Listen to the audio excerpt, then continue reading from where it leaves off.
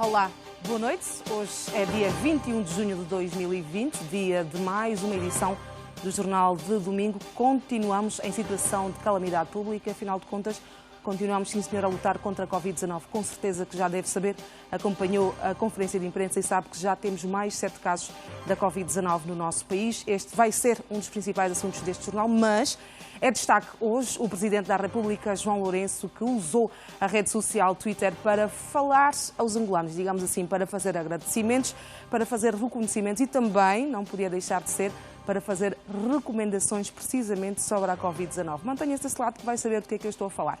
Até lá, vamos aos outros destaques.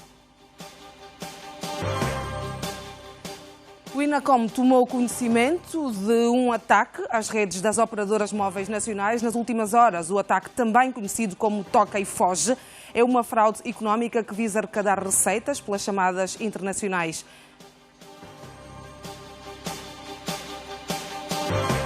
Vai saber também que já foi enterrada Nélia Vicente, a cidadã brasileira assassinada pelo namorado no passado dia 8 de junho, a escassos metros da esquadra policial de Luanda Sul, em Viana. O acusado é oficial das Forças Armadas angolanas.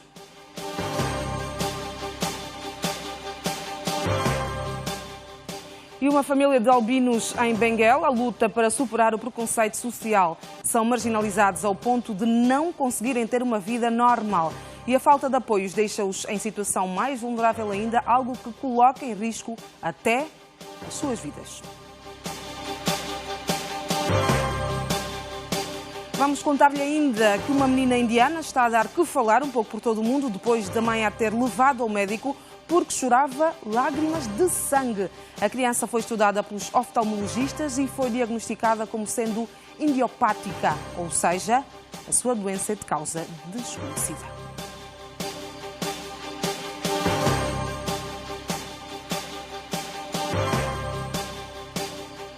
Mais uma vez é pela Covid-19 que começamos, tal como dizia o Secretário de Estado para a Saúde Pública, Franco Mufinda, já anunciou em conferência de imprensa que o país registrou mais 7 casos positivos da doença. Veja outros pormenores. Cumpre-nos informar que temos 7 casos positivos, sendo 2 de transmissão local, 1 importado e 4 com vínculo epidemiológico em estudo, com idades compreendidas entre 29 a 64 anos.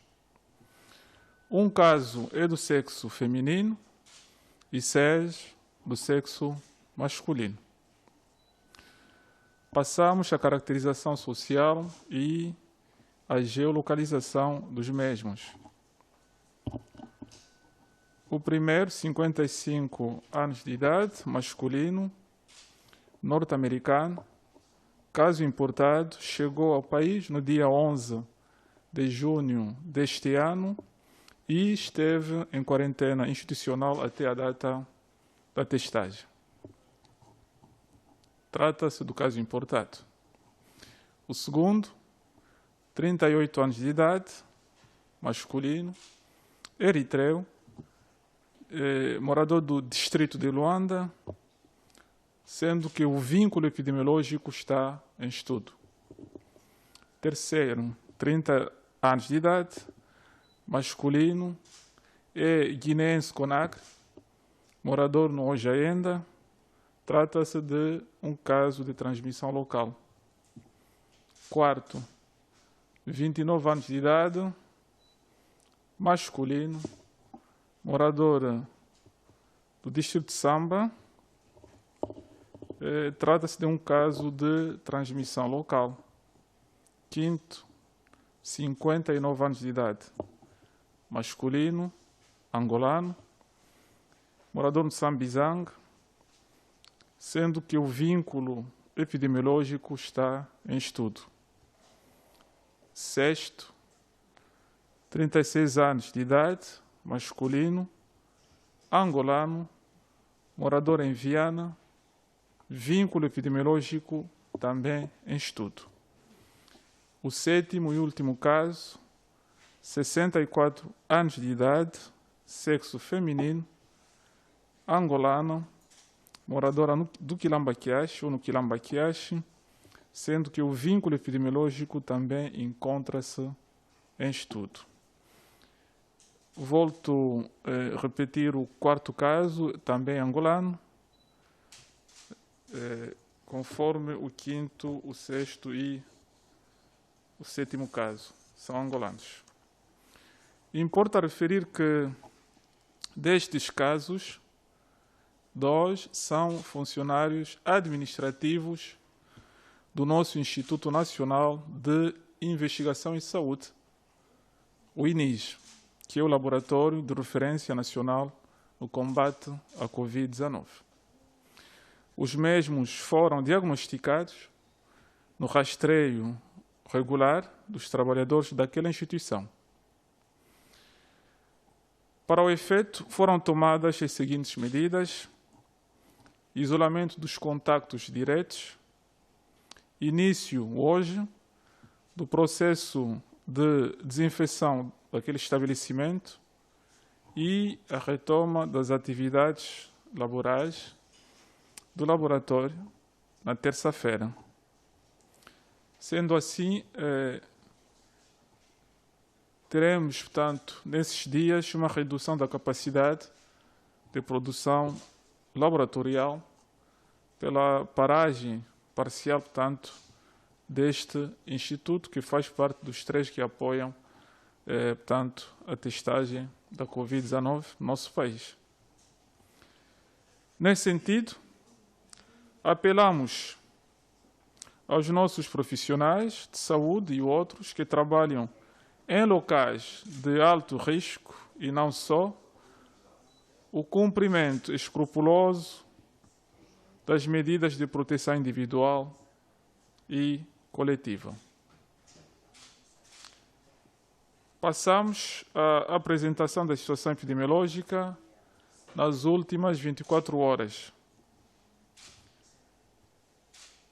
Apesar, portanto, deste anúncio dos 7 casos, que não parece ser feliz, a boa notícia é que conseguimos, nas últimas 24 horas, recuperar 11 pessoas que estavam infectadas e internadas no hospital de campanha da Zona Econômica Especial.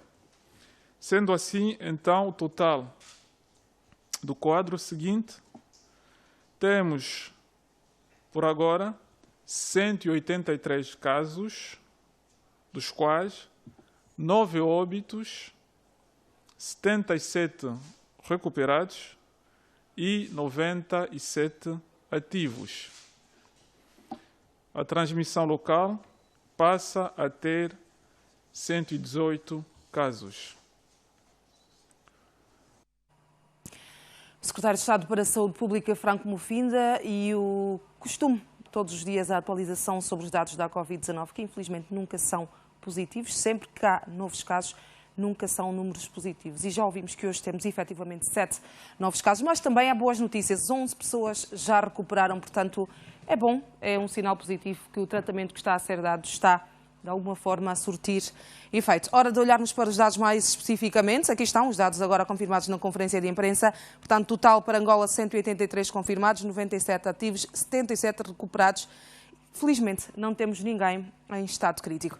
Olhando para outros números a nível do mundo, já estamos quase nos 8 milhões de casos confirmados em todo o mundo. Quase nos 9 milhões. Só hoje já foram identificados 85.921 novos casos. Também mais de 3.300 pessoas ainda estão a debater-se com a Covid-19. Mais de 4 milhões já recuperaram, como disse há bocado, sempre um dado positivo. E 54.731 pessoas ainda estão em estado crítico. Também já sabemos que mais de 460 mil pessoas já morreram em todo o mundo vítimas da Covid-19. São números específicos, 468.514. E só hoje já morreram 2.248 pessoas. Em termos gerais, os Estados Unidos continua a liderar esta lista nada positiva. A seguir vem o Brasil e depois a Rússia Esta lista, de resto, por enquanto ainda não mudou, continuam os mesmos países a liderar. Número de óbitos também, enfim, hoje não é um dia bom. Só os Estados Unidos já registrou mais 147 óbitos, o Brasil mais 124 e a Rússia mais 109 óbitos, só nas últimas 24 horas. Agora é hora de continuarmos a falar da Covid-19, mas ouvindo, no fundo, as preocupações dos nossos telespectadores da televisão pública de Angola. Os angolanos têm dúvidas, têm preocupações, estão preocupados, como é óbvio, com a Covid-19 e por isso a nossa habitual convidada, a doutora Maria Mateta, para responder a estas questões, não é? Boa noite. Boa noite. Vamos sim respondê-las. Vamos já muito rapidamente então ouvir as questões dos nossos telespectadores. Olá, boa noite. Chamo-me Gerson Leandro, falo a partir de Luanda. Visto que os sintomas da Covid-19 são semelhantes a de uma gripe normal, gostava de saber quais os métodos que devem ser utilizados para diferenciar uma da outra, sem precisarmos recorrer a uma unidade sanitária. Obrigado. Olá, boa noite. Eu sou a Catiana Quaresma, falo a partir da província da Lunda Sul. Gostaria de saber, para aqueles que fazem a medicação à base de alguns fármacos que baixam a imunidade, assim como os anti-inflamatórios e os imunossupressores, será que estas pessoas devem parar de fazer a medicação ou quais outros cuidados devem ter durante estas situações? Olá, boa noite. Meu nome é Amado Camamba, residente na província da Lunda Sul, município de Saurimo. A minha questão consiste em seguinte: eu gostaria de saber se tomar banho com água quente ajuda-nos a prevenir da Covid-19. Obrigado.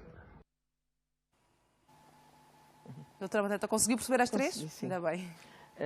A primeira pergunta, a preocupação do telespectador é saber se é possível a gente diferenciar os sintomas da gripe e da Covid-19 sem que seja necessário, então, ocorrer no hospital. Portanto, os sintomas da Covid-19 e da gripe, normalmente causada pelo vírus da influenza, eles são iguais, são semelhantes.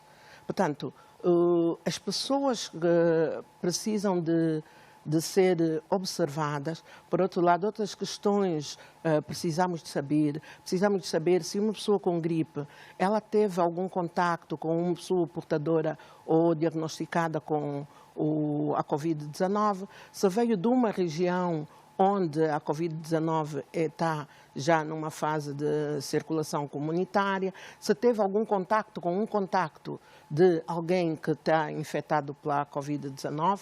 Portanto, as pessoas com gripe, né, diante da Covid-19, elas são orientadas a entrar em contato com a linha de saúde do país para informarem o seu caso e eles são orientados a ficar em casa.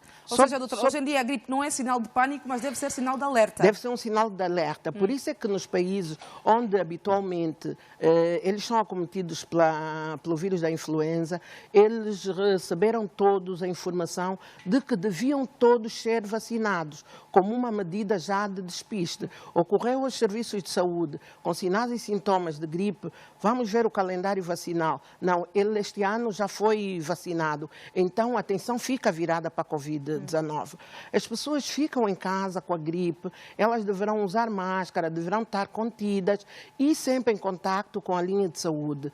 Se tiverem dificuldade respiratória, uma falta de ar acentuada, elas deverão então informar o serviço de saúde e elas são canalizadas para a unidade de saúde, porque para além da Covid-19 dar a pneumonia, também a gripe pode dar uma pneumonia. A gripe normal pode evoluir para a pneumonia. Pode evoluir para uma pneumonia. Então, tão logo o indivíduo que iniciou sinais e sintomas de uma gripe, ele tem que estar em alerta, tem que estar sob vigilância, tem que estar em contacto e tem que estar a ver se vai melhorar ou se vai piorar o seu quadro respiratório. Porque neste momento é difícil fazer a distinção assim. É muito difícil, uma vez que a cada dia que passa, os sinais e sintomas da Covid-19 vão surgindo outros. No início a gente ainda podia dizer, não, a gripe normalmente cursa com uma diarreia, mas a Covid não. Mas hoje a gente sabe que a gripe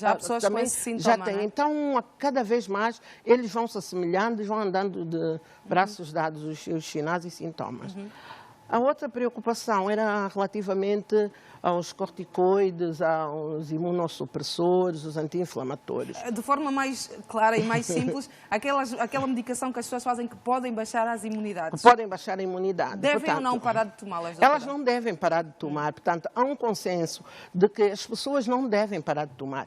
Inicialmente, temia-se pelo facto de as pessoas tomarem os corticoides ou esses anti-inflamatórios e esteroides, elas podiam ter uma baixa da sua imunidade, uma vez que, na realidade, esses medicamentos provocam essa baixa da imunidade. Então, havia-se uma cautela de as pessoas ficarem resguardadas, porque se temia, pelo facto de elas terem a baixa imunidade, pudessem vir a ter quadros piores do que as outras. Mas estudos, ao longo desse tempo todo, os estudos foram mostrando de que, na realidade, as pessoas asmáticas, as pessoas que sofrem de doenças reumatológicas, não tiveram num estado pior por causa da sua patologia e por causa do uso do corticoide. Antes, pelo contrário, havia até relatos de que essas pessoas estavam protegidas. Hoje nós pensamos e podemos dizer que sim, porque estamos a ver que a dexametasona é um corticoide.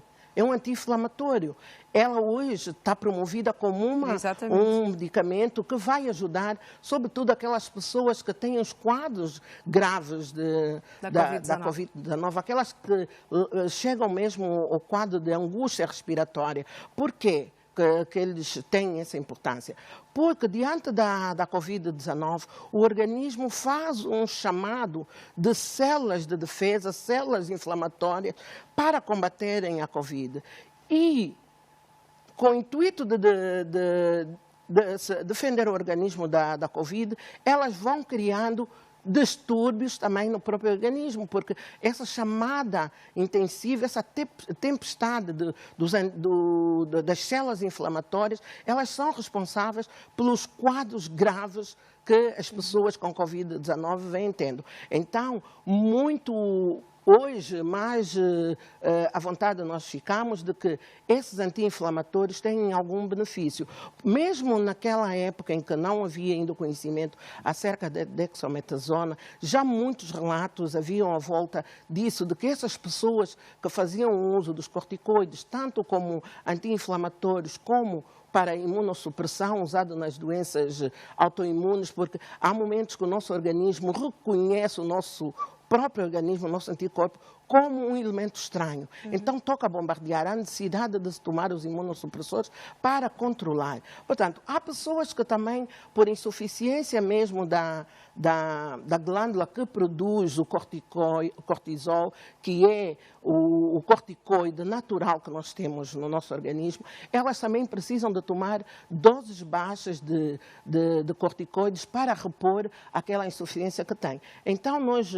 Portanto, a mensagem é que quem faz este tipo de medicação não deve parar. No início recomendava-se que aqueles que faziam doses altíssimas fossem reduzir a sua dose, porque temiam que elas fossem ter uma baixa imunidade, tal que não iam conseguir se defender da Covid. Entretanto, é continuar com os corticoides. Sim. Agora, a terceira questão, a propósito dos banhos de água quente, muito falados. Portanto, relativamente aos banhos, os gargarejos com água quente, as limonadas, não há confirmação, não há evidência científica. Então, tomar banho com água quente, a única coisa que a gente vai ter é o relaxo.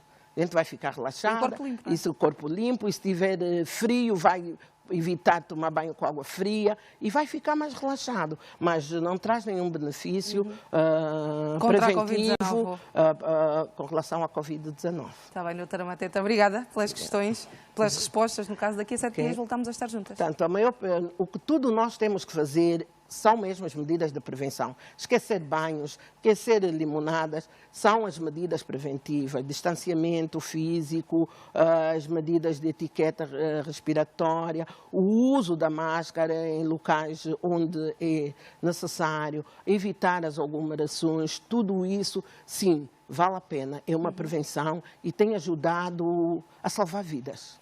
Muito bem, doutora. Obrigada. Até daqui a 7 dias. Okay, e tudo isso só depende de nós. Continuando a falar da Covid-19, no dia 16 deste mês foram registados no Kwanza Norte os 3 primeiros casos positivos da Covid-19. Nesta altura, as autoridades estão a reforçar as medidas para contrapor a propagação deste vírus na província. No entanto, alguns cidadãos ainda insistem em violar a cerca sanitária do Zenza do Itombe e, por esse motivo, o Comissário-Geral da Polícia Nacional, Paulo de Almeida, foi até ao município de Cambam para constatar os meios disponíveis para controlar e também fiscalizar o tráfego rodoviário. Quem nos traz esta informação é o jornalista Francisco Junipro.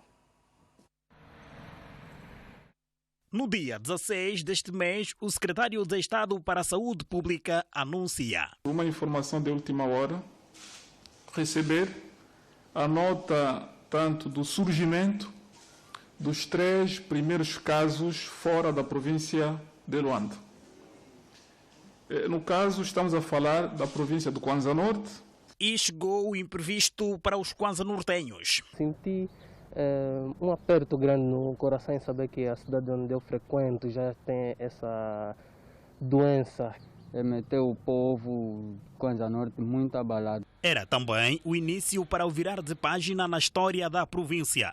Nas farmácias, álcool em gel, luvas e nos mercados formais e informais, sabão azul e outros produtos, os preços dispararam. Para o governo local, começou a corrida para a contenção do vírus. São 3 cercas sanitárias instaladas em Dalatando. Estamos a falar do bairro Posse, Rua dos Índios e aqui no Sambizanga. São as zonas onde viviam os 3 cidadãos dos primeiros 3 casos positivos a nível do Kwanza Norte. Aqui ninguém sai ou entra. Todas as famílias em confinamento obrigatório. A vida não tem preço. Chamamos a atenção a todos para que nos ajudem a combater, cumprindo desde já os decretos ou o decreto presidencial, que diz que de facto não se deve estar a pular a cerca sanitária. O Kwanza Norte é uma placa giratória e interliga o leste e o centro e sul do país. Todos os dias, centenas de viaturas ligeiras e pesadas a transportar medicamentos, bens alimentares, material de construção e combustível. Passo todos os dias. E neste momento vou a caminho da Lunda Norte. Vou levar um condutor de bomba para a mina de Xingovo. É aqui que estão centradas as atenções das autoridades para o reforço do controlo à propagação da Covid-19. Aqui, o sistema de controlo e vigilância deverá ser melhorado. Na sua visita ao Zenza do Itombe, Paulo Gaspar de Almeida reconheceu existirem questões de segurança por serem melhoradas. Sobretudo nesses nós de fronteira com algumas províncias. São dezenas de pessoas a violarem todos os dias a cerca sanitária do Zenza do Itombe. Alguns dos casos flagrados pelas câmaras da TPA. Algumas autoridades tradicionais facilitam e de que maneira, infelizmente, a passagem de muita gente e vêm porque são autoridades, eu soube. Logicamente que nós vamos tomar as medidas adequadas. As autoridades têm o registro de vários caminhos fiotes criados para escapar à cerca sanitária. O número de efetivos é reduzido, por isso o Comissário-Geral vai contar com o apoio da servidão militar para o combate cerrado a esta prática. Olha, esse é um grande problema que nós temos em todo o país, né? O número de efetivo perante a dimensão do problema. E para os polícias corruptos, esses só têm um destino: expulsos da polícia e vão estar perante a justiça. Só para se ter uma ideia, os 3 primeiros cidadãos testados como positivos à Covid-19 nesta província eram utilizadores frequentes deste troço. Eles foram várias vezes no período de emergência para Luanda, nomeadamente hoje ainda. No Kwanza Norte está uma comissão do Ministério da Saúde para localizar os contactos diretos e indiretos dos casos positivos. Até amanhã deste domingo eram contabilizados 4 casos positivos. O mais recente está relacionado com um cidadão de nacionalidade estrangeira residente no bairro Quipata, Arredores, de Ndalatando. E porque a Covid-19 é o assunto do momento, em Angola e em todo o mundo, 2 jovens angolanos decidiram criar um aplicativo, o Lupa Angola, que indica zonas de Luanda com cerca sanitária e também as vias alternativas para evitá-las. De resto, este é um aplicativo que já está disponível na App Store e também na Play Store. Eu tenho em estúdio Francisco Félix, que é um dos criadores do Lupa Angola. Boa noite, Francisco. Obrigado. Algumas pessoas já tiveram contacto, com certeza, com o aplicativo. Já vimos que há muitas notícias, muitas informações úteis. A parte de tudo isso, qual é a aplicabilidade, qual é a importância, qual é a utilidade do Lupa Angola no que tem a ver com a Covid-19? No quesito, primeiro deixa eu dizer boa noite e agradecer pelo convite. No quesito Covid-19, é um aplicativo importante porque orienta as pessoas, principalmente sobre as zonas de risco, uma vez que as pessoas vão voltando ao seu normal, né? E é importante saberem quais são as zonas que devem circular. O aplicativo Lupa Angola, para além de mostrar as zonas de risco, também permite o utilizador saber a que distância está dessa zona de risco. E, para além disso, o Lupa Angola também disponibiliza um elemento geográfico, um mapa, com a limitação dessa zona de risco. Francisco, há algumas cercas sanitárias, e esta é uma das utilidades do Lupa, algumas cercas sanitárias já foram levantadas, por exemplo, do Ojenda e de outras localidades, e outras estão a ser postas, por exemplo, na província da Lunda Sul. Vocês fazem este tipo de atualização em relação às cercas sanitárias? E se o fazem, com que, enfim, é logo que isto acontece ou demora algum tempo? Algumas cercas sanitárias já foram levantadas, sim, como a do Ojenda. Já não se encontra no aplicativo, e outras foram também inseridas. Nós, antes de fazermos essa atualização, temos todo o cuidado de consultar também sempre o 111, que é para passarmos a informação com fidedignidade. Vocês têm alguma equipa que trabalhe em cima do acontecimento ou vocês vão atualizando consoante outro tipo de informações que colhem noutras fontes, por exemplo? Tem mais pessoas a trabalhar no Lupa Angola? O Lupa Angola, para além da Covid, tem um outro serviço que é a área de notícias. Sim. Nós desenvolvemos um algoritmo de pesquisa, na qual pesquisa as notícias mais importantes dos principais jornais e revistas do mundo e de Angola. Através desse algoritmo também é possível pesquisar as notícias relativamente àquelas que estão relacionadas à Covid. Então, por meio dela, nós fazemos um estudo e inserimos nos dados estatísticos. Portanto, a população tem, por exemplo, também acesso aos números da Covid, por exemplo, sim. Aos números que são divulgados na conferência de imprensa. Sim, correto. Aquilo de forma automática, e se entrarem no aplicativo agora, verão que os dados que foram apresentados recentemente na conferência de imprensa já constam no aplicativo. Muito bem. Francisco, muito obrigada pelo seu contributo. Continuação de um ótimo trabalho. Muito obrigado pela oportunidade. Mais um aplicativo, mais uma ferramenta de combate ou pelo menos de prevenção à Covid-19, sempre bem-vindas. E o Ministério da Saúde aumentou a sua capacidade de resposta no processamento de amostras da Covid-19, utilizando o aparelho GenExpert nos laboratórios do INIS, Hospital Esperança e também no Hospital Militar. São aparelhos com capacidade de processar 4 a 8 amostras da Covid-19. Quem nos traz estes pormenores é a Jerusa Ferreira.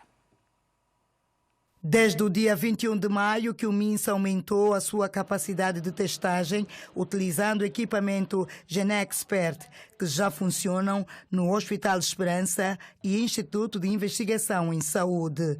Começamos no Hospital Esperança, onde a técnica já é utilizada há quase um mês. Este aparelho tem capacidade para processar 8 amostras em 45 minutos. Para este trabalho, o laboratório conta com 10 profissionais que laboram 3 vezes ao dia em regime de turno. Recebo as amostras vindo do INIS. Quando as amostras chegam, descontamino a caixa térmica, descontamino as amostras e coloco no freezer. Por enquanto que as colegas estiverem a processar, quando precisarem da amostra, eu pego essa amostra, coloco na caixa térmica para não andar com as amostras assim. Então, coloco na caixa térmica e me levam na sala de processamento. Até o momento já foram processadas 23 amostras. Para as biólogas envolvidas nesta missão, o aparelho representa uma mais-valia pelas suas múltiplas vantagens e porque facilita o processo de diagnóstico. Estamos a usar o GeneXpert. A vantagem é que em 45 minutos conseguimos obter os resultados. Nós temos nesse momento 12 aparelhos, cada um dos aparelhos tem 4 módulos, então conseguimos tirar 8 resultados em 45 minutos. Do Hospital de Esperança para o Instituto de Investigação em Saúde, aqui existem 4 aparelhos com capacidade para processar 4 amostras da Covid-19 em 45 minutos. Neste contexto, se fizermos 4 por 10 horas, vai nos dar 40 por cada aparelho. O GeneXpert tem diversas valências. No caso da Covid, ele faz o diagnóstico do Covid, identifica principalmente a SARS-CoV-2, que realmente é o vírus que nós processamos aqui para o diagnóstico, então, da Covid-19. É um aparelho que tem sido uma mais-valia para desafogar as atividades dos outros aparelhos. Os técnicos garantem que para os pacientes suspeitos que necessitem de resultados rápidos, esta nova técnica assegura agilidade e rapidez, numa altura em que os números de casos no país têm vindo a aumentar. O processamento das amostras para o diagnóstico da Covid-19 tem sido feito de forma célere aqui no Hospital de Esperança, utilizando o aparelho GeneXpert. Estamos a falar de 8 amostras em 45 minutos, com imagens de Arthur Gil e Anique Capitão e Jerusa Ferreira, TPA, no Hospital de Esperança. E eu disse no início deste jornal que tínhamos algumas mensagens do Presidente da República, que usou hoje a rede social Twitter para passar, enfim, algumas mensagens de incentivo, agradecimento também, e também chamada de atenção para a prevenção contra a Covid-19. Vamos ver os twitters do Presidente da República. Num deles, o Presidente João Lourenço diz: felicito todos os músicos que, através das televisões, ajudam-nos a suportar a nostalgia do confinamento, os produtores agrícolas e também os camionistas que garantem a oferta de bens essenciais de consumo.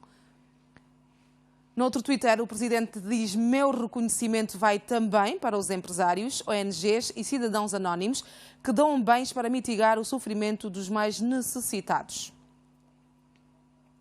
E num terceiro Twitter, como disse a chamada de atenção, o combate ao Covid-19 exige de nós enormes sacrifícios, mas que se resumem a manter a distância de pelo menos 1,5 metro das pessoas à volta, evitar grandes aglomerações populacionais, usar máscara sempre que recomendável e também lavar as mãos tanto quanto possível. Tal como disse, dentro do reconhecimento, o Presidente da República a reconhecer aquilo que os angolanos, os músicos, as ONGs, os empresários, o angolano anónimo tem feito, digamos assim, para suprir este momento, para aliviar o sofrimento dos angolanos, mas não seja devido ao confinamento. Mas no final, e como não podia deixar de ser também, a fazer a chamada de atenção para aquilo que é a nossa parte, aquilo que é o nosso trabalho na prevenção e combate à Covid-19. Entretanto, mudando de assunto, o Instituto Angolano das Comunicações, INACOM, tomou conhecimento de um ataque às redes das operadoras móveis nacionais nas últimas horas. O ataque é uma fraude económica que visa basicamente atrair os utilizadores a retornarem uma chamada telefónica com o objetivo de arrecadar receitas pelas chamadas internacionais. A Unitel também já se posicionou sobre este assunto. Se tem um telemóvel, provavelmente recebeu neste sábado e domingo chamadas desconhecidas de fora do país. Se rejeitou, fez muito bem. Mas se retornou a chamada, possivelmente terá caído na fraude designada solicitação de chamada ou toca e foge. Os criminosos ligam a partir do estrangeiro para uma lista de números aleatórios, onde a chamada é desligada antes de ser completada. Trata-se de atrair os utentes de uma rede para fazer a chamada internacional e, por via disso, gerar receita para a origem. Portanto, como dissemos, é essencialmente econômico. Mas, tão logo o INACOM e as operadoras tomaram conhecimento, tomamos algumas medidas, temos estado a tomar medidas no sentido de mitigar este fenómeno. Ao retornar a chamada perdida, a ligação é sempre redirecionada para números internacionais com tarifas muito elevadas. Trata-se de uma fraude econômica que tem por objetivo fazer com que os utilizadores gastem dinheiro com operadoras no estrangeiro, numa altura em que as ligações telefónicas internacionais estão em queda por conta da internet e das redes sociais. Ela não visa a aquisição de algum dado, ela visa simplesmente atrair o utilizador para gerar tráfego e por volta disso, como as chamadas internacionais são tarifadas, para quem faz a chamada é tarifada no destino, então a ideia é gerar receita para o destino. O Instituto Angolano das Comunicações diz ainda que o fenómeno afeta a telefonia móvel em vários países. O INACOM trabalha com as operadoras móveis do país para controlar a situação. Nós, INACOM, autoridades setoriais e em conjunto com os operadores, o que está a fazer é identificar essas origens, identificar esses números e bloquear então esses números. A maior operadora privada do país já identificou a origem dos números de risco. Zimbábue, Serra Leoa, Guiné-Conakry, Burundi, Mali, Libéria, Congo, Somália, Montenegro, Sérvia, Tajiquistão, Letônia, Lituânia, Macedônia, Seychelles, Cuba e Vanuatu. A companhia diz ainda detectar e bloquear diariamente os números suspeitos dos países em causa. A boa notícia é que não existe risco de roubo de informações ou dados pessoais dos telemóveis. A nossa linha de atendimento ao público e uma linha dedicada para efeitos de reclamação, esclarecimentos e todas as questões ligadas às comunicações eletrónicas, do ponto de vista da prestação de serviço e também do ponto de vista da qualidade de serviço que é prestado. Portanto, a linha o número é 15555. Ainda assim, o segredo é não retornar as chamadas para que o seu saldo não evapore em poucos segundos. Já sabe e fique atento, a não ser que tenha um amigo num dos países suspeitos, se alguém lhe der um bip, simplesmente ignore a chamada. Já sabe, número estrangeiro não conhece, não sabe quem é, mais vale não ligar de volta. Veja agora o que temos para si no próximo bloco informativo.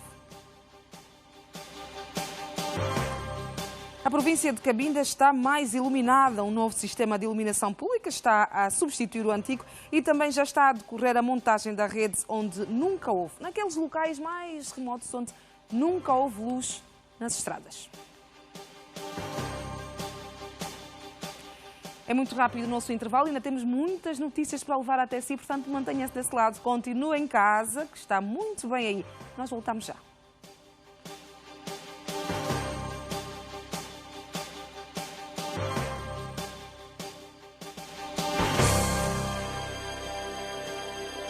Estamos de volta já no segundo bloco informativo desta edição do dia 21 de junho do Jornal de Domingo.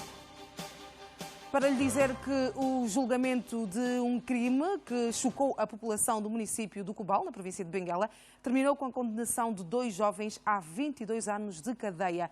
Paulo Bartolomeu era inspetor da Repartição Municipal da Educação e foi assassinado em outubro do ano passado com um tiro no abdômen. O crime aconteceu praticamente à porta da sua casa. Uma cidade pacata no interior da província de Benguela. Mas são as motorizadas, algumas conhecidas como cinquentinhas, que agitam o movimento de pessoas e mercadorias. Estamos no município do Cubal, 150 quilômetros da cidade de Benguela. Viemos ao encontro da história do assassinato do professor Paulo Bartolomeu, um crime que abalou a comunidade local. O caso não pode ficar assim. Pedro Salvador, chefe de repartição da educação do Cubal, lamenta a perda de um quadro competente. Será difícil podermos encontrar alguém como o inspetor Paulo. O malogrado foi casado e pai de 2 filhas. Ingressou nos quadros da educação em 2005. Trabalhou aqui neste lugar onde desempenha as suas funções. Sim. Como inspetor? Como inspetor. Ele fez a formação teste em 2019, em abril, e dos 5 candidatos ele tinha sido admitido. Ele participava na supervisão escolar, visitava as escolas e, de fato, desde a sua perda, nós sentimos este vazio. Pedro Bartolomeu foi assassinado a 23 de outubro de 2019 com um tiro no abdômen. A motorizada da vítima foi o motivo do crime. Foi exatamente aqui onde a vítima foi abordada por 2 jovens que se faziam transportar por uma motorizada. Ordenaram que Paulo Bartolomeu deixasse a moto. Ele dispara um tiro no abdômen de Paulo Bartolomeu. Ele caiu exatamente aqui. Os dois jovens pegaram na moto e fugiram.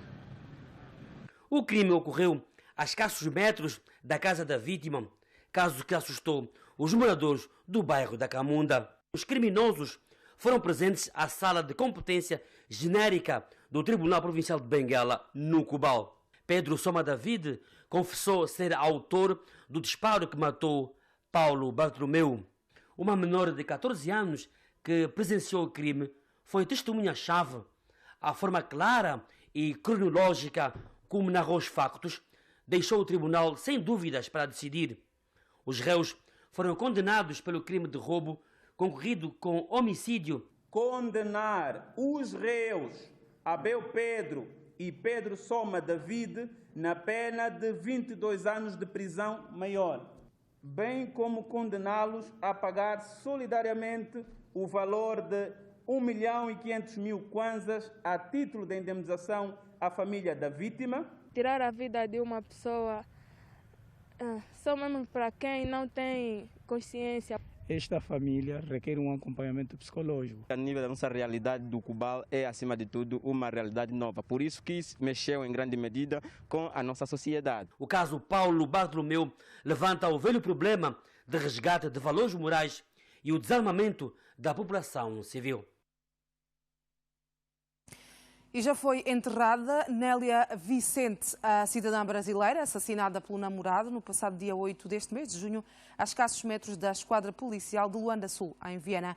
O acusado é oficial das Forças Armadas angolanas, que, por causa do estado de emergência e também da situação de calamidade pública, estava então colocado na esquadra da Polícia Nacional de Luanda Sul. O assassinato, segundo consta, foi por motivos passionais. No 10º dia do assassinato da jovem brasileira Nélia Vicente, este é o cenário que encontramos em frente à sua casa. Meu amigo, hoje tens a escolha, vida ou morte, qual vais aceitar? Amanhã pode ser muito tarde, isto hoje te quer. Aos poucos, mais amigos, colegas, ex-colegas, ex-empregadoras da vítima vão chegando para um encontro de concertação das cerimônias fúnebres. Ela sempre conquistou o coração de qualquer um e sempre foi uma mulher muito batalhadora e não dependia de homem para ela sobreviver. Relatos das testemunhas referem que Tosé Manuel, o suposto assassino, chegou à casa da vítima por volta das 20 horas e não gostou de saber que a sua namorada passou todo o dia fora de casa. Por isso, tirou os seus pertences, foi deixá-los na esquadra. De regresso, começou de imediato a espancar a jovem. Ele, quando veio, não veio sozinho. Veio com mais 2 FARs e 2 polícias. Sim. Nós... Sim, não. Ele entrou e os polícias ficaram exatamente aqui onde eu estou de pé agora. Com medo da reação do militar das FA, que supostamente estaria com uma granada, nem os vizinhos e nem os colegas conseguiram acudir e evitar a sessão de espancamento. Eu comecei a lhe dizer, olha, então vocês estão a ver o Stênio a bater nela, não fazem nada, não se mexem. O outro disse, não, eu já tentei, já puxei, não consigo acudir. Os 2 voltaram, mas 2 continuaram lá. Eu não cheguei na porta, fiquei exatamente aqui nesse momento onde estamos a fazer a gravação. Sim, comecei a ouvir socorro, eu disse, não, isso é demais. Ah, mas se você chegar lá, ele está com uma granada. Nélia conseguiu fugir e decidiu ir à esquadra, acompanhada da amiga, para fazer queixa das agressões. Da sua casa para a esquadra, existem apenas 2 acessos. Stênio, como é mais conhecido o acusado, utilizou um deles e chegou primeiro à esquadra. Já no interior da unidade policial, recomeçou o desentendimento. Feita a queixa, de regresso à casa, já na via pública e a escassos metros da esquadra, Nélia Vicente foi alvejada mortalmente pelo namorado. E dá um tiro nela nas costas e sai aqui no peito. O casal conheceu-se nesta rua e namorava há pouco menos de 3 meses. Marinela Manuel esteve com a amiga uma semana antes de ser assassinada. Ele disse, mas tu não podes criar expectativa com alguém que tu não conheces. Vocês se conhecem simplesmente há 2 meses.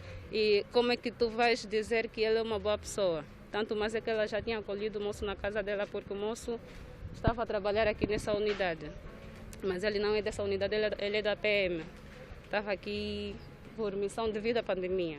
A vítima acreditava que Estênio era separado, o que afinal não era verdade. Depois eu disse, mas tu tens certeza de tudo isso? Quem te garante que isto é verdade?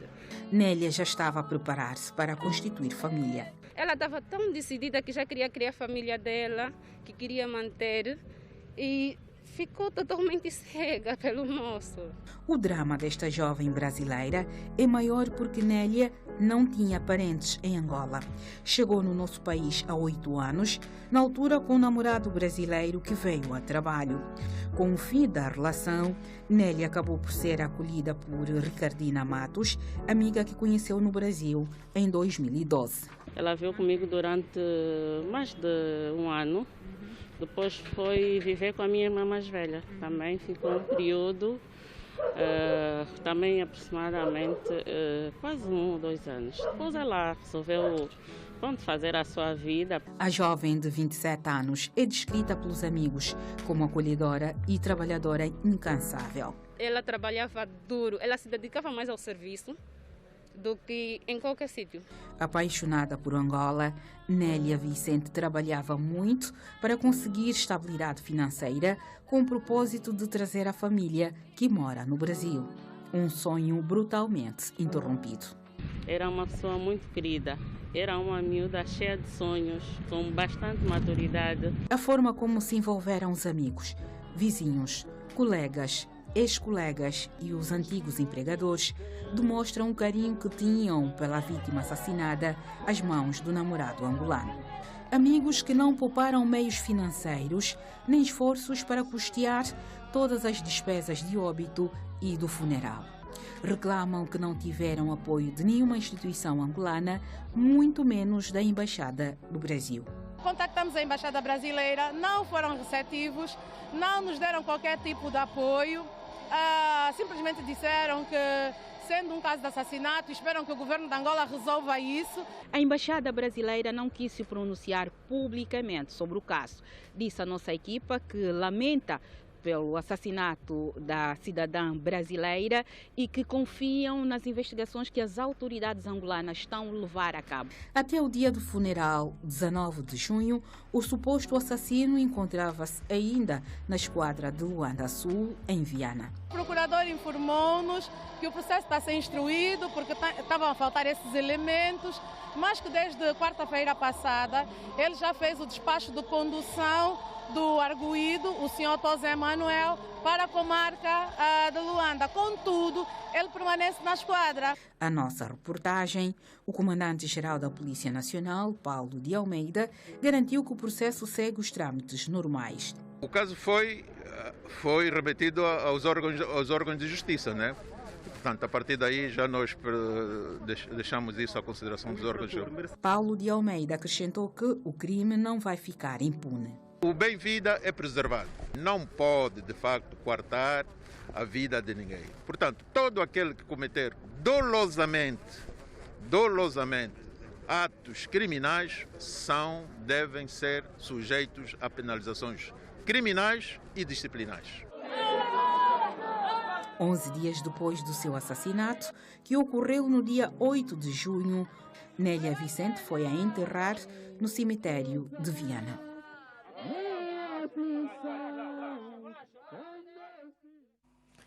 Mais um caso, mais uma jovem assassinada, supostamente por motivos passionais. Nós vamos agora tentar fazer um enquadramento jurídico deste crime que aconteceu em Viana. Tenho em estúdio Hermenegildo Levi, que é jurista. Boa noite. Muito obrigada. Bem-vindo ao Jornal do Domingo. Obrigado pelo convite. Eu começo por perguntar, podemos fazer um enquadramento de um crime de jurisdição, enfim, civil ou militar? Eu pergunto isto porque estamos a falar de um indivíduo que supostamente quando cometeu o crime, primeiro é militar e segundo estava fardado, segundo informações. Okay. Qual é o enquadramento que podemos fazer? Bem, a princípio estamos perante um crime. O crime é o quê? O crime é a ofensa de um bem jurídico fundamental protegido por qualquer Estado. Aliás, o nosso Estado angolano, por força da Constituição da República, no artigo 30, protege o direito à vida, ou seja, o direito à vida é um direito fundamental, é um direito com dignidade constitucional, por força da nossa Constituição. Existem outras legislações mais práticas para a aplicação concreta das penas aplicáveis. Nesse caso em concreto, estando perante um crime, e um crime praticado por um agente pertencente aos órgãos de defesa e segurança, no caso concreto estamos a falar da Força Armada Angolana, estaríamos aqui a fazer uma pequena confusão dos crimes militares. Nós temos o Código Penal, que é o Código Penal angolano, que é um código que é aplicável aos crimes comuns, que podem ser aqueles crimes que são praticados por qualquer pessoa, qualquer indivíduo da sociedade angolana. E temos também o Código Militar, ou seja, temos a Lei dos Crimes Militares, que é a Lei número 4/94, que abrange um círculo delimitado que todos aqueles militares, no exercício das suas funções, praticarem crimes militares ou crimes que ofendam ofendam as regras do funcionamento das Forças Armadas angolanas. Portanto, não é o caso. Não é o caso, não é o caso. Independentemente dele estar investido do poder de Estado, de como militar, não comete um crime, ou seja, os pressupostos desse crime não abrangem o conteúdo da lei dos crimes militares, mas sim a lei do Código Penal, que é dos crimes comuns. Porque estava fardado, mas não estava no exercício das suas funções militares, exatamente. Ok. Então, estamos perante um crime de homicídio. Um crime de homicídio, como vimos a peça, um crime de homicídio passional, que pode ser motivado por perturbações psicológicas, e outras. Deixe-me pegar. Por esse motivo, há a possibilidade de alguma atenuante? Por ser um crime passional? Não, porque temos que ver que a atenuação extraordinária tem a ver com a forma como foi executado o crime, não é? Ou como foi realizado a ação criminosa que resultou a morte. Nós vimos aqui, houve uso de uma arma de fogo. A arma de fogo é um elemento que agrava a responsabilidade criminal do agente do crime, passa o pleonasmo. Vamos ver, o agente ofendido, que é a vítima, estava desprotegido. Não há aqui qualquer proporcionalidade, há aqui diferenciamento. Depois não pode, em qualquer hipótese, ser alegada legítima defesa? Não, nem um pouco, porque a legítima defesa tem de haver proporcionalidade dos meios utilizados. Ou seja, se a esposa ou a namorada também tivesse munido de uma arma e ele também do outro arma. Aqui, nesse caso, não coloca essa questão. E outra está ligada à questão do abuso de autoridade, ou seja, usou da força de ser militar e, com certeza, a arma utilizada neste crime é uma arma orgânica, ou seja, a arma pertencente às forças de segurança, de defesa e segurança, e estamos perante um crime de homicídio qualificado. Só para terminar de forma muito rápida, qual poderá ser a moldura penal para este indivíduo? Para esse crime, para os crimes de homicídio normais, os crimes de homicídio, aquele que tirar a vida de outro, concorre a uma pena abstrata de 16 a 20 anos. Mas, dado o facto de que neste crime há várias circunstâncias agravantes, circunstâncias que modificam o crime, aqui o aplicador final, que é o tribunal, poderá condenar a uma pena não superior a 20 a 24, ou seja, correr apenas de 20 a 24 anos de prisão. Ou seja, poderá ser condenado a 21 anos, a 22, até 24 anos de prisão. E mais uma outra questão.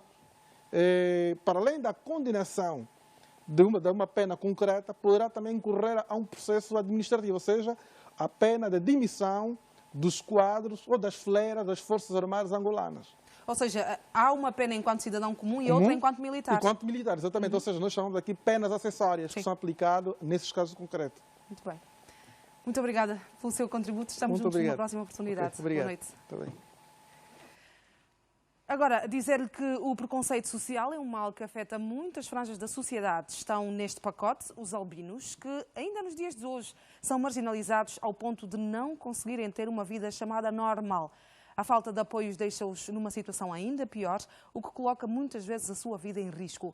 É o caso da família Kakulo, na província de Benguela, da Baía Farta, que tem um albinismo muito acentuado, porque afeta 5 membros da mesma família.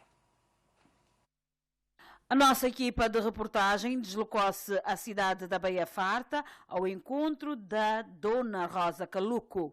Ela é mãe de 6, dos quais 5 filhos são albinos. Até aí, nada demais. Vinha a primeira criança, nasci um pouco a fula, ela faleceu. Depois nasci mais ela, que é a terceira criança. E também vai ser é albina. Mas a falta de emprego e o abandono do esposo há 9 anos coloca esta família numa situação de extrema necessidade. Só para ter ideia, para se alimentarem, dependem da boa vontade de vizinhos e pessoas amigas. Nesse momento eu não trabalho, eu dependo do meu irmão, se tem, tá me dando lá 2. A minha mãe também vai estar de lá, que ela preferiu nos deixar nossa casa por causa das crianças, não tinha de onde ficarem. Também aqui, o governo daqui, dizendo que ia me dar terreno do ano passado até aqui no cartão me dar o terreno. Sempre vou lá na administração falar, se é uma bandeira. Então, nesse momento eu estou aqui mesmo a me virar, quem vem tá me dando 2, às vezes. Tenho aqui minhas amigas que às vezes me dão. Esse meu filho aqui não tem roupa, nem chinelo tem. Assim, nesse momento, mesmo se eles estiverem doentes, eu tenho que ligar. Meu irmão vai se dar, vem aqui, dando uma coisa para eles levar no hospital. Assim, tomam com eles aqui. Tá, se queixar chinelo, roupa não tem. Tem onde dorme colchão, tá? Aquele colchão lá, dorme 4 pessoas. O principal é óculos e produtos de papel. Eu gostaria que a minha mãe conseguisse um emprego, uma casa para nós, o nosso próprio lar. O drama agrava-se porque eles sentem-se discriminados pelo pai, já que o único irmão de tom de pele escura está sob sua tutela. Eu não sei qual é o caso que ele fez de gostar das crianças. O meu pai só manda dinheiro ou comida quando a minha mãe assim lamenta, fala que vou no tribunal, só assim que ele manda qualquer coisa, mas em um ano manda só uma vez ou 2. A casa onde moram é de família e tem sido motivo de vários conflitos entre os irmãos de Dona Rosa para o sofrimento destas crianças e jovens que já enfrentam muitos preconceitos fora de casa. Às vezes sento com uma colega, já, professora, eu não vou sentar com a colega porque ela pode me meter também a cor dela. Eu não quero ser como ela. Em meio às dificuldades, estas crianças e adolescentes alimentam os seus sonhos. Teresa Beia, de 16 anos, quer um dia ser médica. A visão reduzida e a falta de óculos a impossibilita de dar o melhor de si na escola. Estou a fazer a 6ª classe por causa da visão, não consigo avançar, estou sempre a reprovar por causa da visão. Já fez a consulta dos olhos? Sim, já. Qual é o seu maior sonho? Ai, Jesus, como posso dizer? Quero ser doutora. Mas de necessidades não é tudo. Eles temem pela própria vida, já que por falta de recursos financeiros não conseguem adquirir protetor solar. Por conta disso, a filha mais velha, há 3 anos, tem um ferimento na testa que, segundo ela, causa-lhe fortes dores de cabeça. Depois de ter recorrido ao Hospital Geral de Benguela algumas vezes, mas até agora sem resultado. Fiz análise, as consultas no hospital desde o ano passado. Ficou de me operar em janeiro. Até hoje nada. Vou lá, sempre me dão volta. Eu não quero que meus irmãos também, que todos os meus irmãos tenham o que a minha irmã tem. Por exemplo, nós estamos a ter aqui esse esquerdo aqui na pele. Então, se alguém está a nos ouvir, por favor, que ouça-nos, nos ajuda. Acompanhamos a jovem até a referida unidade hospitalar. Das entidades sanitárias ficou o compromisso de a encaminharem para as consultas de especialidade. Fica aqui mais um apelo de uma família que precisa da ajuda de quem o puder fazer. Entretanto, a capital do país tem registrado nos últimos tempos enchentes nas paragens de táxis, desde que foi decretado o estado de emergência e mais atualmente a situação de calamidade pública. Durante este período em que se deve observar certas medidas de prevenção à Covid-19, os cidadãos dizem que os táxis estão a encurtar as rotas com o objetivo de subfaturar sobre os passageiros. Um facto que tem causado muitos constrangimentos. Há muitas pessoas que desejam deslocar-se de um lado para o outro, do serviço para casa, por exemplo, aqui na capital do país. Este é o cenário de alguns pontos da cidade logo pela manhã. Enchente nas paragens de táxis. O corre-corre de quem se apressa para chegar à hora no serviço ou noutro compromisso inadiável. A verdade é que não está fácil apanhar um táxi devido às restrições impostas pela situação de calamidade pública que limitam a lotação das viaturas em 75% para garantir a segurança dos passageiros. Aproveitando-se da situação, muitos taxistas encurtam as rotas. Vou para Viana, para a vila, mas vou para o trabalho. O táxi está difícil e os taxistas estão a fazer linha curta e corro o risco de chegar tarde e ser marcada a falta. Não está fácil, porque os autocarros já vêm cheios.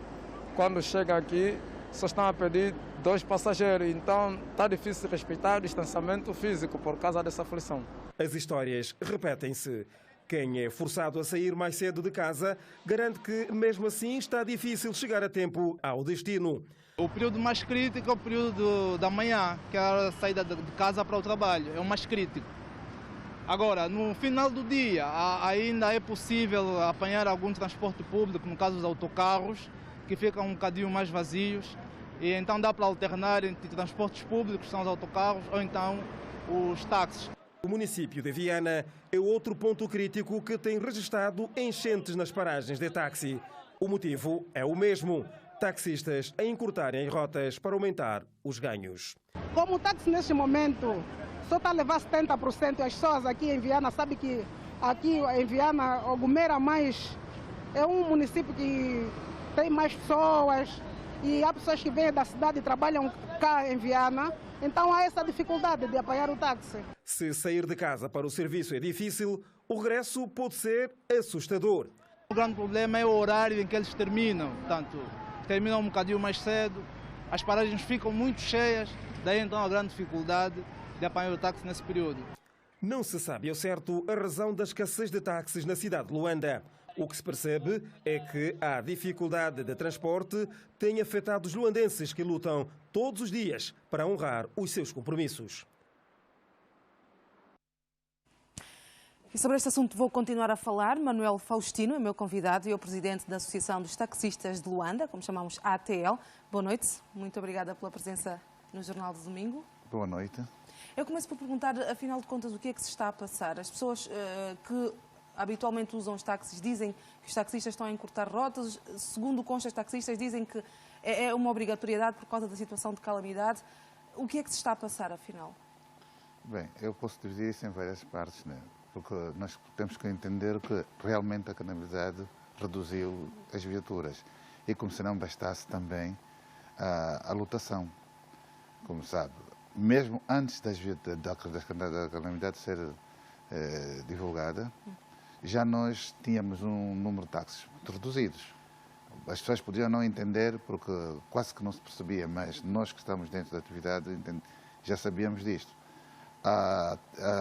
Este estado de emergência, ou seja, o estado de calamidade, veio ainda piorar a situação, tendo em conta que cada uma das nossas viaturas tinham que levar, ou seja, metade, depois, agora 75% dos passageiros têm que levar.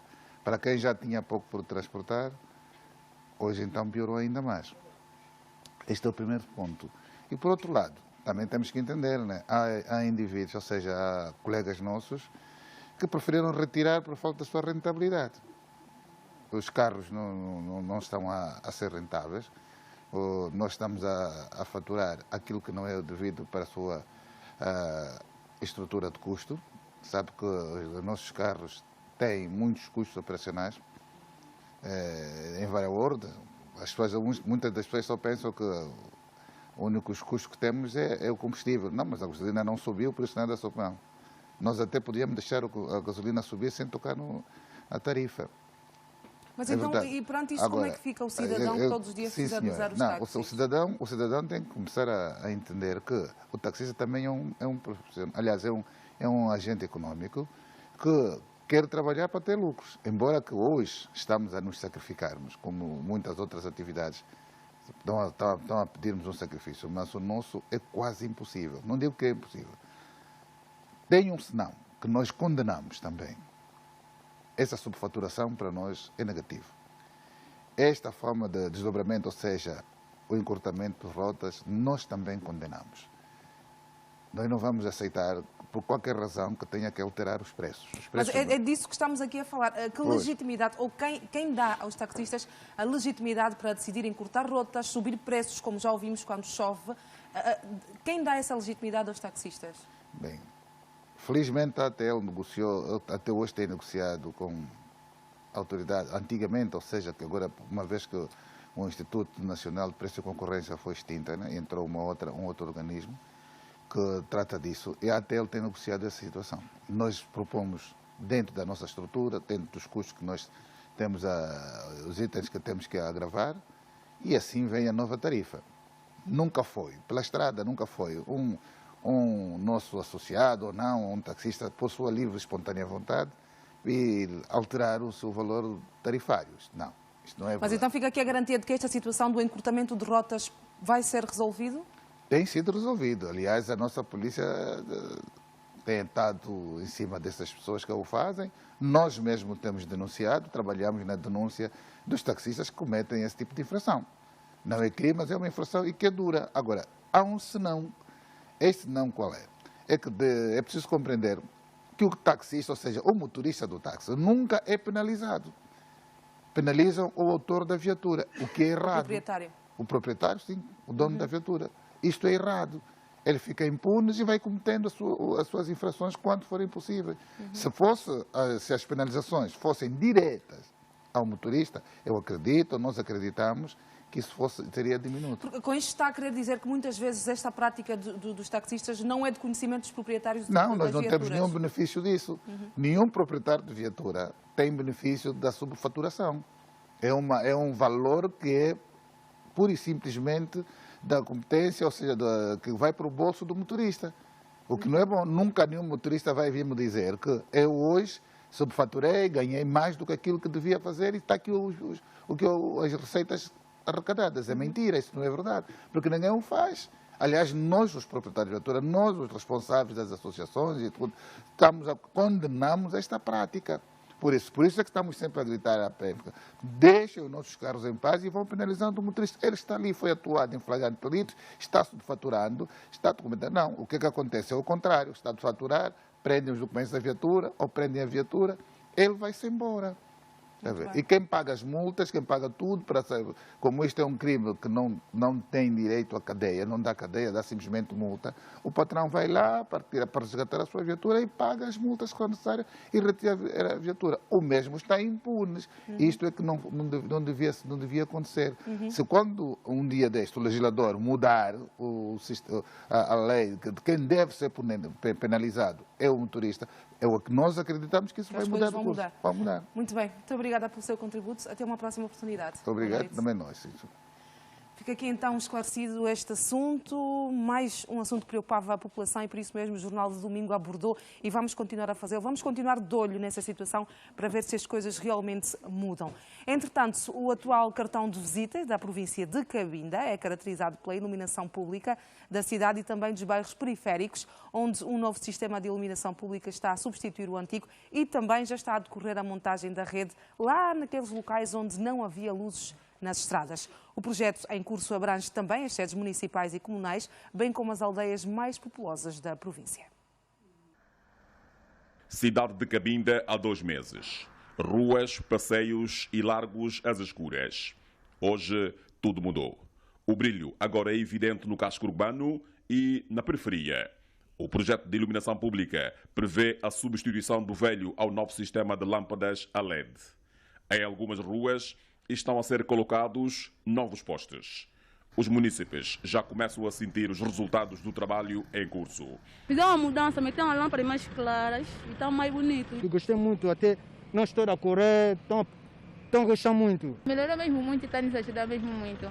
A nova iluminação pública da cidade de Cabinda melhorou a visibilidade noturna dos automobilistas, diminuiu o número de acidentes à noite e devolveu o sentimento de segurança aos praticantes de exercícios físicos nos largos e passeios da urbe. Está muito melhor assim. Podemos vir ficar também aqui, quando acabamos de correr, podemos ficar aqui, exercitar um bocado. E que o nosso governador venha prestar mais atenção em outros bairros também que não há iluminação pública, para que haja o melhor, para o bem-estar de todos nós. A empreitada está a cargo de uma empresa chinesa, onde angolanos e chineses dão o seu melhor para o êxito do projeto.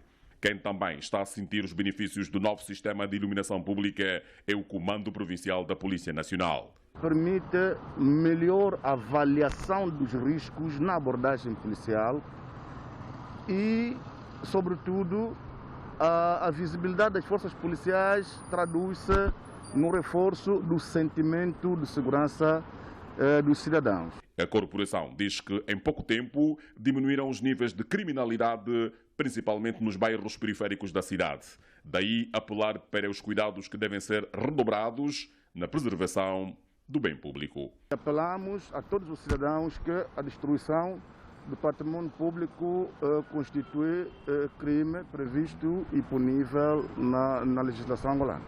Para evitar falhas, as autoridades locais fiscalizam dia e noite, pormenor a pormenor, porque afinal são mais de 400 milhões de kwanzas que o governo de Cabinda investiu no projeto, que se estende aos demais municípios da província no âmbito do PIM. Que vai estender também os bairros da cidade capital, obviamente usando diferentes sistemas de iluminação. As aldeias de todos os municípios também estão contempladas. Para além de painéis de iluminação pública, cada casa terá um kit solar de geração de energia elétrica. Temos uma meta a atingir em termos de energia e em termos também de fornecimento de água potável às nossas populações, assim como o saneamento, a execução das estradas secundárias e terciárias a nível dos bairros e do meio rural.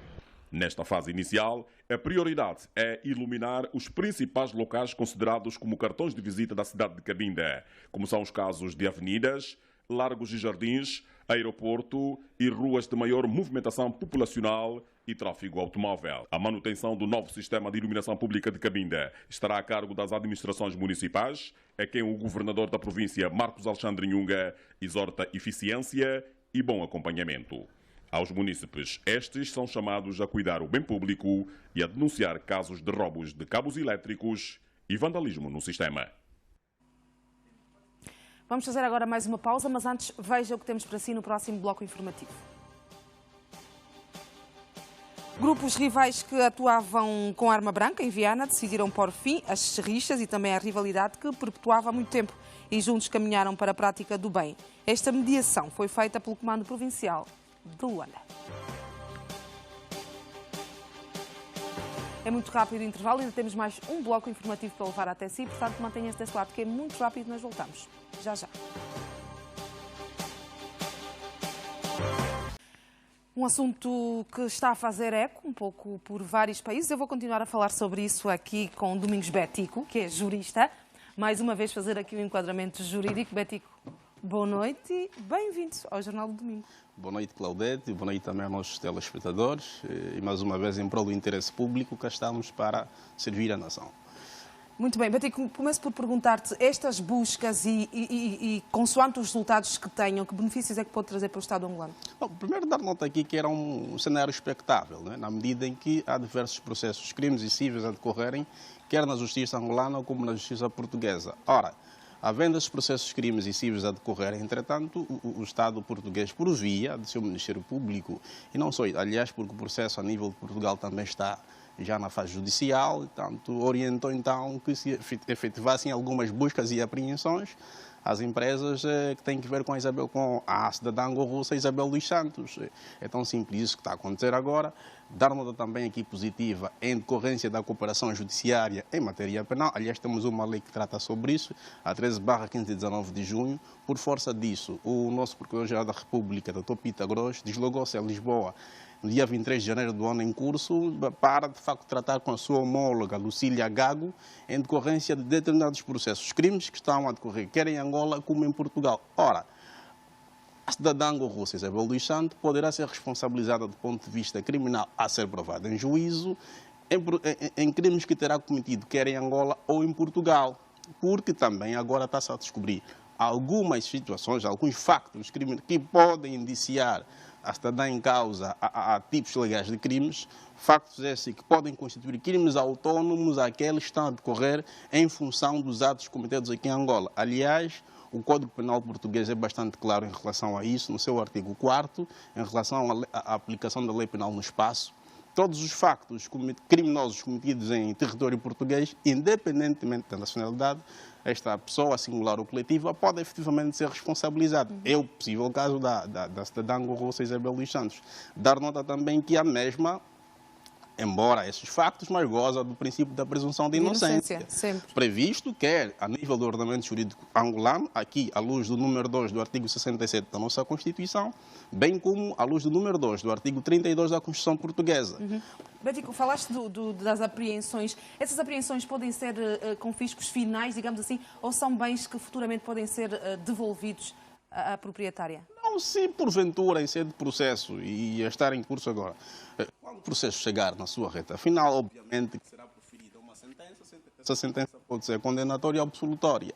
Portanto, se eventualmente ficar provado que não houve algum envolvimento da Isabel dos Santos neste ou naquele tipo de legal de crime que está a ser indiciada, obviamente que tudo será devolvido a esta cidadã. Portanto, é fundamental também que agora a Isabel dos Santos coopere. Ela, a essa altura, não está nem no território angolano, muito menos no território português. Mas nada obsta que a mesma coopere com a justiça portuguesa e angolana. Porque, portanto, e há outras pessoas implicadas em sede deste processo, pessoas que sempre trabalharam com a Isabel dos Santos. Portanto, não estamos aqui a emitir um juízo de valor final, pelo contrário, mas sim, em função dos factos, estamos aqui a analisar de forma concreta e desapaixonada o que poderá acontecer num cenário de curto, longo e médio prazo. E já falaste muito bem sobre a presunção da inocência, já várias vezes desmistificamos aqui a diferença entre declarante, réu, arguido, mas estas buscas e apreensões podem efetivamente significar a existência de um crime? Indícios de que Isabel dos Santos... Pelo menos indícios. Sim. Portanto, quando o processo penal obedece a fases. A fase de instrução preparatória e a fase judicial. Em Angola, o processo penal aqui, Isabel dos Santos está implicada, está na fase de instrução preparatória, que é da competência exclusiva do Ministério Público, tal como estabelece a Lei 25/15. Em Portugal, esse processo crime civil está já na fase judicial. Portanto, o juiz Carlos Alexandre orientou que se efetivassem algumas buscas e apreensões em função de algumas suspeitas da mesma ter cometido atos delituosos lá a nível do território português. Portanto, não podemos também descurar aqui, e é sempre importante referirmos isso, que a cooperação judiciária entre Angola e Portugal está a funcionar. Porque esses factos aqui, a Isabel dos Santos ou está a ser acusada ou indiciada, decorrem mesmo também do processo crime aberto aqui em Angola e, por outro lado, da reportagem brutal que passou, julgo ter sido no final do ano passado, Luanda Leaks. Despertou quer a justiça portuguesa como a justiça angolana. Portanto, agora, é fundamental que se faça, sim, a justiça para o bem da justiça e do direito. Muito bem, Bético. Muito obrigada. É um assunto com muito ainda para ser falado, tal como os muitos que trazemos por aqui. Estamos juntos. Obrigado, Cláudia, pelo trabalho. Sim. António Stott é economista, é meu convidado. Boa noite. Obrigado pela presença. E eu começo precisamente por esta pergunta que o Vladimiro faz no final da peça. Angola vai beneficiar ou não deste perdão de dívida, de juros da China? Atualmente não se sabe quais serão os países africanos a beneficiar-se desse perdão, mas Angola está muito bem posicionada e cabe às nossas autoridades negociarem com o governo chinês que é para beneficiarmos desse perdão dos juros da dívida chinesa. Caso não aconteça aí a parte a Angola, mas olhando ainda para a África, há algum país que perante esta crise cada vez mais intensificada, esta crise económica, há algum país que possa sobreviver sem este tipo de incentivos económicos? É muito difícil, porque a China é um dos maiores credores da África, e sendo um dos maiores credores da África, e a África, nesse momento de confinamento social do Covid-19, é necessário aqui algumas medidas de incentivo à produção local e de incentivo à economia como um todo, um perdão fiscal, um perdão a nível dos juros ou até da amortização da dívida chinesa vai permitir os países africanos criarem pacotes que é para incentivar a produção local. Agora, a parte, este incentivo, não é, que poderá ou não vir da China, e perante esta pandemia que agravou ainda mais a crise económica nacional e mundial, como é que Angola, olhando também para o baixo preço do petróleo, como é que Angola sai desta situação, desta crise económica e social? O perdão da China vai depender muito de como é que nós vamos absorver aqui qual a nossa política, qual a filosofia que o governo angolano tem depois e antes do Covid-19, porque o perdão da China vai permitir dar aqui um alívio fiscal, um alívio às despesas públicas e sobretudo às receitas também, ou seja, nós podemos ou agora pagar a dívida chinesa, quer o juro, quer a amortização, ou pagar depois, porque aqui o perdão não é um perdão como nós estamos habituados, é uma espécie de suspensão do pagamento da dívida. Não vamos pagar agora 2020, vamos pagar a posterior. E se não tivermos uma filosofia, não tivermos aqui uma decisão própria para investir ou como é que vamos usar os recursos, é melhor pagar a dívida do que beneficiarmos do perdão. Ou seja, vai depender muito da política pública, de que é que nós angolanos queremos fazer com estes recursos. Muito bem, António Stott. Infelizmente o tempo escasseia, mas nós voltamos a falar numa próxima oportunidade. Okay. Obrigado. Obrigado. E agora vai conhecer Malaquias Manuel, um militante do MPLA que conserva cartões e outros documentos com mais de 50 anos. Tem 83 anos, 64 dos quais dedicados ao partido MPLA. Ou seja, é militante desde a sua fundação em 1956. Depois do primeiro congresso em 77, fizemos o movimento de retificação. Movimento Nacional de Retificação, da qual eu fui membro desse movimento. Malaquias Antônio começou a sua trajetória política na clandestinidade, na altura como membro da Igreja Metodista Unida. Uma ação dividida entre o trabalho de evangelização e o da revolução. Porque nós reuníamos, tinham grupos teatrais, grupo teatral, em que fazia parte o Tonito, e aí vinham surgindo as ideias revolucionárias. Assim como Malaquias, vários outros nacionalistas juntaram-se à mesma causa. A garra e a determinação culminou com a independência nacional de Angola em novembro de 1975. Malaquias Antônio prosseguiu com os ideais da nação angolana através do seu partido, tendo jurado defender de forma incondicional os princípios e a filosofia de trabalho dos camaradas. A divisão no seio do partido, não posso aceitar. A bajulação, não posso aceitar. O desvio do pensamento do partido, sobretudo do Agostinho Neto, não pode, tá vendo? Porque nós juramos, tá vendo? Este antigo Comitê Central, no tempo do presidente Neto, jurou dar sequência às ideias de Neto. 64 anos dedicados ao MPLA, uma realidade que considera marcante, resume-se na unidade e o respeito entre todos os membros do partido. A unidade no seio do partido. Aqueles que entram no partido para servir-se a si próprio, não é? E aqueles que entram no partido para servir o partido, servir o povo, servir a revolução. Malaquias Antônio é considerado no seio do MPLA um militante consequente, convicto e um exemplo para as novas gerações.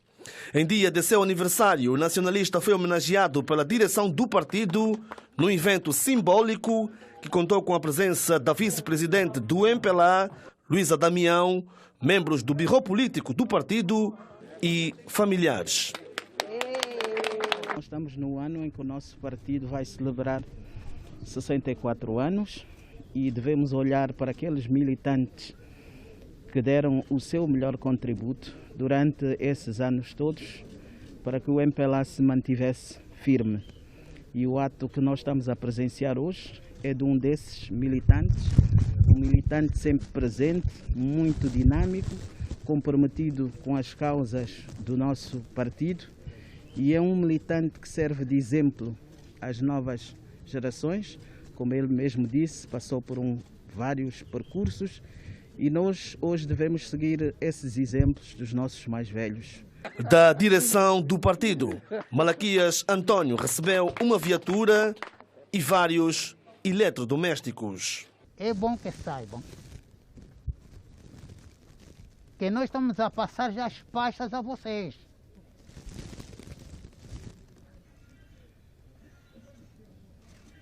O camarada Lara dizia, passar o barco. Estamos a passar o barco, porque nós já estamos a ir. E os camaradas que estão a ficar têm que agarrar bem este barco. Tem que agarrar bem o barco. É um mais velho profundo, um mais velho que sempre que fosse necessário pontualizar alguma situação menos boa do partido, ele sempre nunca se coibiu de poder dar essa informação. Até agora, apesar dos seus 83 anos de idade, é uma pessoa lúcida, um militante convicto, que sabe muito bem aonde saiu, o que é e o que quererá. Eu conheço o camarada Malaquias em 2008, na campanha do MPLA em Luanda. É um grande trabalhador, é um grande mobilizador e essas homenagens que o partido faz são homenagens muito importantes. Nós homenageamos um grande militante ou político quando está vivo. Isso é que é importante. Da sua trajetória dedicada ao partido, o nacionalista assumiu vários cargos no seio da organização. Foi pré-candidato a membro do Comitê Central ainda em 1977 e atualmente é membro do Comitê Provincial de Luanda do MPLA.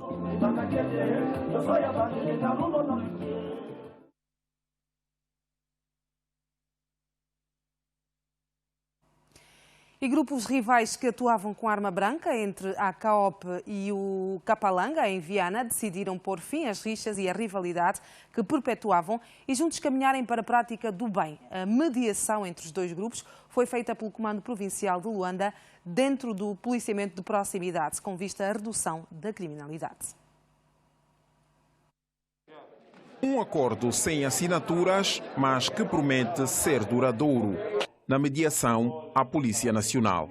É o entendimento entre grupos rivais que com armas brancas causavam pânico, dor e luto a muitas famílias de Viana. Eu já cheguei no hospital, com meu filho lhe deram katana, ele estava sozinho, de cima vieram, aleijaram. São mais de 100 adolescentes e jovens entre os 16 e 25 anos de idade que até carregam sonhos. Pretendo ser um advogado ou trabalhar na construção civil. O comando municipal chamou os jovens à razão por via do diálogo. Estes preferiram optar pelo bem, pondo assim fim aos comportamentos negativos. Esse conflito surgiu mesmo assim do nada, porque antigamente nós estávamos bem. Nós costumávamos ir lá no Capalanga, eles também na CAOP. Mas depois surgiu algumas coisas que nenhum dos dois grupos ficou a gostar. Então ficamos assim em revolta. Motivo da luta, mulheres e sobretudo quando as pessoas estão por efeito do álcool, há sempre descontragimentos, há sempre desavenças, faltas de respeito. O trabalho de base está concluído.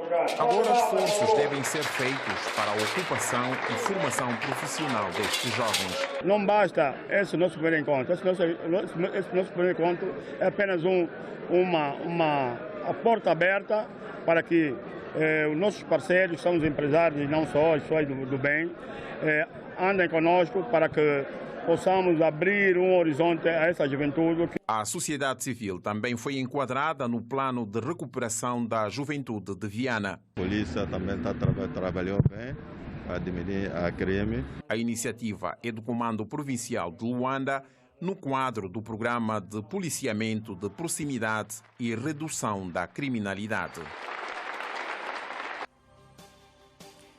Está feito o resumo da atualidade a esta hora. Já sabe, nós temos encontro marcado daqui a 7 dias, no próximo domingo. Até lá, mantenha-se informado, mantenha-se sempre na nossa companhia, continue em casa sempre que possível e lembre-se sempre que a Covid é um inimigo comum, portanto pense em si, pense nos seus, pense em Angola. Estamos juntos daqui a 7 dias. Até lá, já sabe, mais e melhor informação é aqui mesmo, na Televisão Pública de Angola.